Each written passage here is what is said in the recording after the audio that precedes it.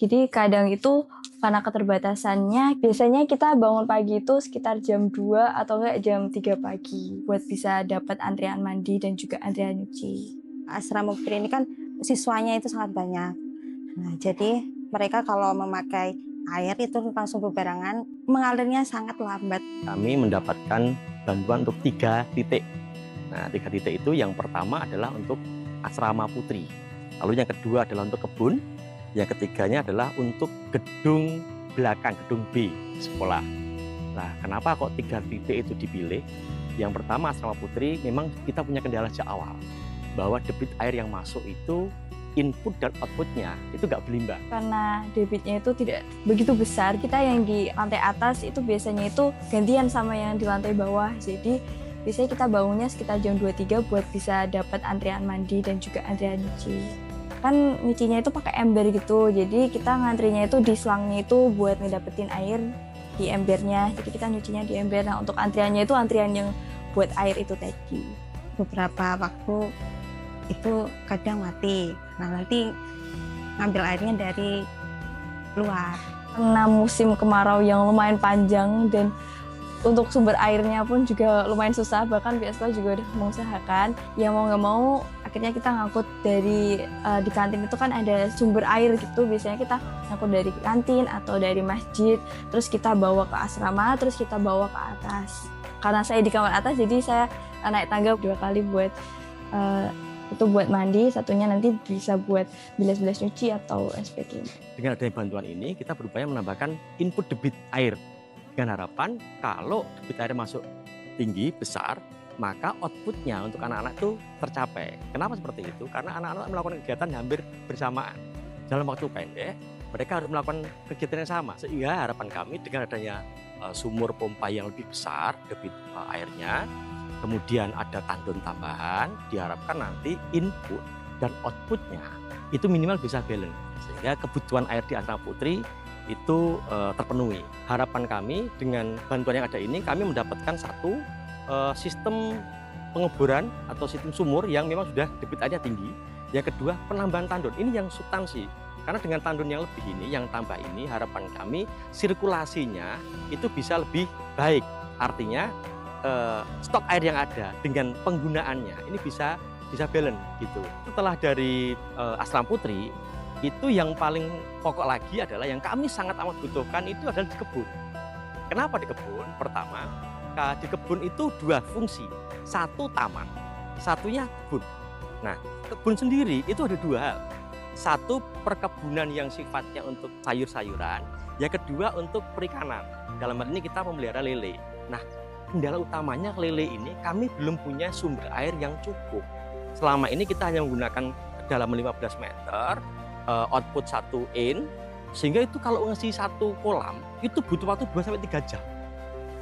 Otomatis kalau 6 kolam itu membutuhkan waktu hampir setengah hari. Nah, dengan adanya bantuan ini, harapan kami di perikanannya tadi 6 kolam itu dalam waktu 60 menit, 1 jam, itu 6 titik itu, 6 kolam itu bisa masuk. Sehingga ketika sirkulasi air itu akan mempercepat.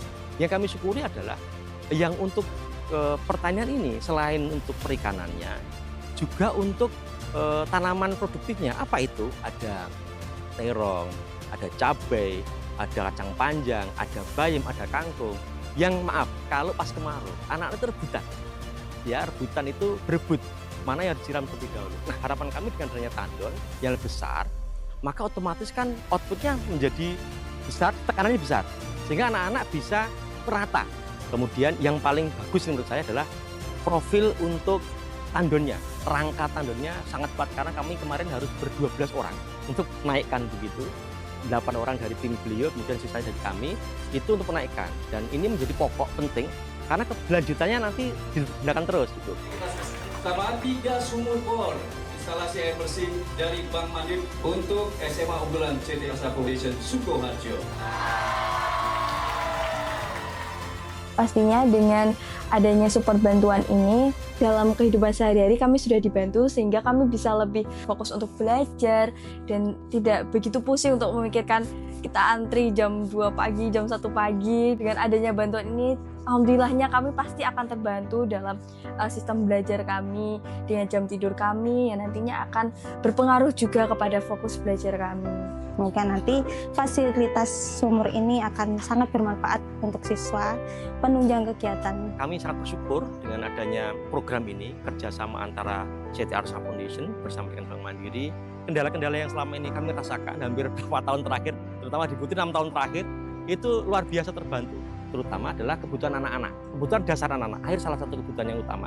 Dengan adanya bantuan dari Bank Mandiri, yang cita-cita Ibu adalah ada ya swasembada dari tanaman pertanian kita sendiri, sebisa mungkin kita berupaya mendorong semangat kita untuk terus berkarya. Secara keseluruhan sangat amat beruntung dengan seluruh perhatiannya Ibunda Anita Ratnasari Tanjung, ditambah dengan bantuan dari Bank Mandiri. Tentu ini kolaborasi yang luar biasa dan manfaatnya juga luar biasa bagi sekolah. Terima kasih untuk Ibu Anita Ratnasari dan juga pihak donatur dari Bank Mandiri yang telah mensupport kami, telah memberikan bantuan yang begitu bermakna bagi kehidupan kami di sehari-hari, dan kami janji kami pasti akan merawatnya dan juga manfaatkannya dengan baik. Terima kasih untuk Bank Mandiri. Ya, semoga nanti fasilitas ini dapat berguna untuk siswa CT Arsa untuk menunjang kelancaran kegiatan, dan semoga nanti fasilitas ini bisa menjadi amal jariah untuk jajaran Bank Mandiri. Untuk Bunda Anita, terima kasih yang telah memfasilitasi mereka di sini.